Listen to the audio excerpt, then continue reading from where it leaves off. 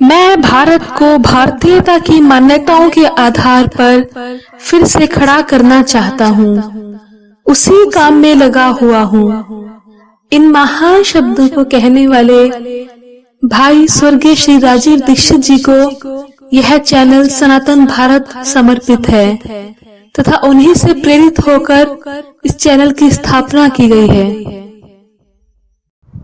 नमस्कारम, मैं हिमानी वशिष्ठ, प्राकृतिक चिकित्सक, सनातन भारत में आपका स्वागत करती हूँ। मैंने अपने पिछले 2 वीडियोस में आपसे बात की थी कि अगर डेंगू का ज्वर है या फिर चिकनगुनिया है तो हम क्या स्वदेशी उपचार कर सकते हैं।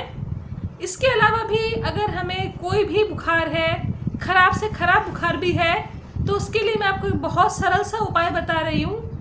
ध्यान रखिएगा, कभी भी काम आ सकता है। आप किसी को भी बता सकते हैं, बहुत लाभकारी है।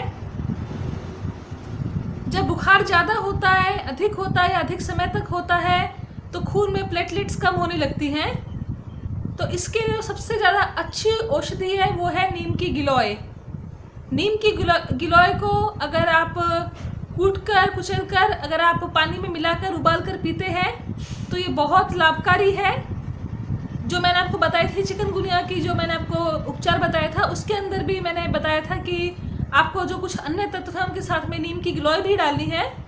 इसके अलावा जो कोई भी साधारण बुखार है या कैसा भी बुखार है, खराब से खराब बुखार है, अगर उसमें भी आप सिर्फ नीम की गिलोय का सेवन करते हैं इस प्रकार से तो अवश्य ही लाभ देता है। सबसे अच्छा उपचार है और सबसे साधारण सस्ता उपचार है। आशा करती हूँ आप सभी से लाभान्वित होंगे। मैंने इसका बहुत बार प्रयोग किया है, आप कर सकते हैं इसको निसंकोच ही।